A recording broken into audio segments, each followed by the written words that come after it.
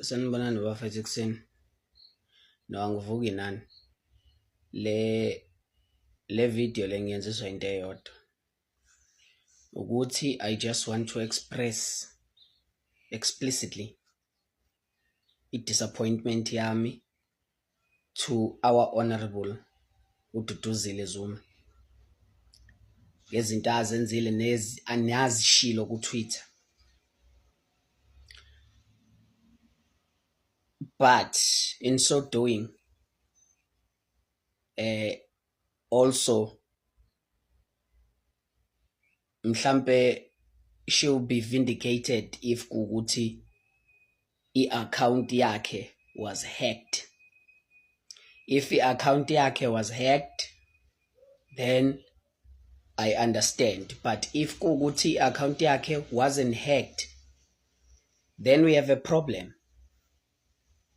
Cause ngizokutshela i-organization ayikhuli njengebhelundi, akufuthwa umoya bese iyakhula i-organization. Uyabo? I-organization ukuze ikhule, you recruit other people, whether they come from kwamanye amaqembu or else they come from a position where they were impartial, they were just voting nje. Uyabo? But i-organization ikhula ngalokho. I-organization i-organization ngabantu. Ubona i-COPE ingekho, it's because abantu they left i-COPE because it was hopeless. You understand? And it didn't stand ukuthi kwazi ukuthi ilwele umuntu omnyama. You understand? So the fight of ukufika kuqala nokuthi ubani okade azabalazi waqala mhla ka-16 December 2023. Really, lo conversation we shouldn't be having a conversation efana naleyo. And the conversation efana naleyo kufanele ngakuthiwa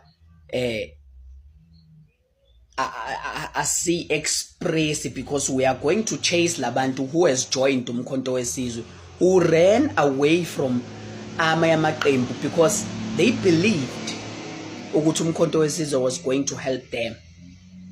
Uyabo? So thina if ukuthi we are going to continue as abantu abayijoyina early ilento i-organization and victimize laba abafika manje, I don't think ukuthi i-organization yethu is going to grow beyond le point ekuyona. Rather than growing, sizoyithatha from la siyibeke la. Ileyo nto nje ezokwenzeka, cause lokho ngibuza ukuthi ngishiswa yini, ngikushiswa into eyodwa. Abantu ba-emotional, abafani nama-robots, ba-emotional abantu, and the more you mistreat them bazosuka eduzane kwakho.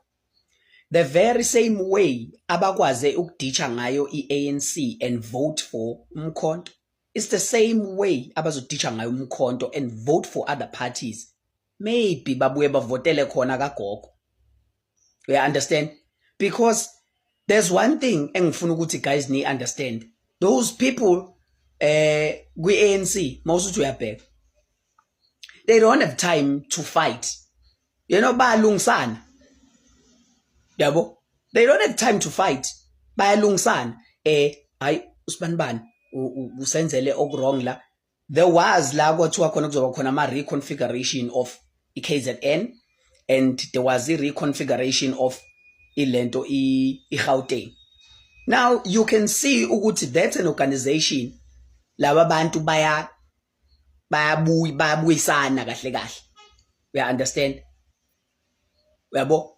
Bayabuyisana laba bantu ngendlela okuyiyona. And mina i-leadership yami ibhizi yakwebhana ku Twitter, and yet i-leadership mangifika kuyindawo where they are given a platform to talk to us. Yazi basitshela ukuthini, ukuthi hayi silwela umuntu omnyama. Ulwela kanjani umuntu omnyama when uvictimize umuntu omnyama? Ayaniphatheni kahle bafethu. And ama position ulentuza umkhonto wesizwe ukwabukisise kahle. Awungatholi position just because une close proximity no lentuza no president. uyabona nje ukukhombisa into eyodwa if kuukuthi uyenzile lento herself ulentuza Comrade Dudu. If kuukuthi uyenzile lento then bafethu I'm very much disappointed again. This is very much disappointing, and it was clearly stated constitution yethu ukuthi akekho umuntu ozo insult omunye, and according to constitution you could be expelled if kuukuthi you do something like that going around. It is completely forbidden ukwenza lento eyenziwe uComrade uDudu constitution. And you know what, uyabona ngoba naye she was brave enough to go on Twitter and spill wonke leyanto le ayenzile. Now I'm not going to be afraid to use this platform to call things into order, because siyazi masindinga sinifuna nina leadership in most cases anitholakala. So let's use the very same platform ukuthi sinwonishe. We're gonna use the very same platform ukuthi sinwonishe, because you know what, we took our time ukuthi sikwazi ukuthi sijoyine lo mkhonto wesizwe because we believed kuyilento futhi. And that's another thing, we believed kwi-vision kababu wakho, not you. I-vision esibhelieva kuyona ekababu president uZuma, not wena. Mina nje ayikho into ongangitshena yona ukuthi uyaziwa ngaye emzabalazweni.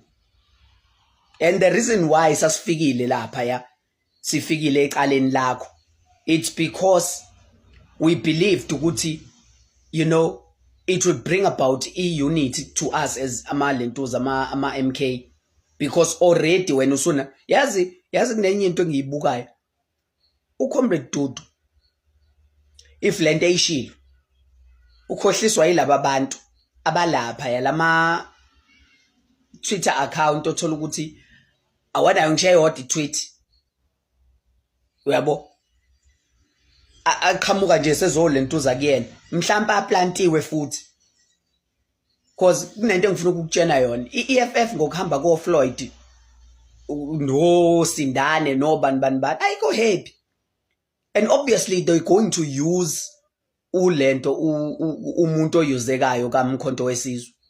And yazi it's to my surprise ukuthi you the one oyuzekayo, because I saw you ukhuluma kahle ngoMalema. Could this be the fact that uMalema is using you to destroy ilentuza icareer ka Floyd, since esa nexhala lokuthi uFloyd wamshiya? Hey, come on guys, into efana nale kufanele ukuthi lentuza ikhulunywe nje. Yabona ke le ngoba yenzeke esidlangalaleni bengizoyithula kube kuthiwa beni exchange ama words through ama phone calls, because I wouldn't have known ukuthi what happened. But right now wena Duduzile, who was talking ku Twitter, attacking uFloyd ku Twitter, and into eyinkinga ukuthi uFloyd didn't say anything. I would have been saying something if ukuthi uFloyd also as well responded and said something. When he didn't respond, you the one or too useless, you the one or he is the worst thing that ever happened to Umkhonto wesizwe. Uyabo? So Tina, we are going to take exactly what we see from the account yakho, and that is wrong sis if it's you.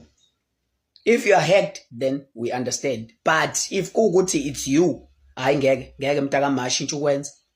That's not a caliber of a leadership. Then that means come back down, uhlale la kwi-ground ukuze ufunde kahle ama attributes of being a leader, ukuthi into efana nani. Kuyima unikezwa isikhundla esikhulu sokuthi uzuye ngisho eParliament. Uyabo kumanje ngiyaliwe eDRC, and iDRC ngicabanga ukuthi ipart and parcel of iSADC, and you were elected ukuthi ube kwi-Pan African Parliament. You're not saying anything about those things, but you busy attacking people la ngaphakathi ku-MK. What have you done, or what have you said about lama social afayo le DRC? You're not saying anything. Si-electe bani la? Si-electe ba? Ay, come on, Faith, ngeke. Come on. We are West Coaster, serious.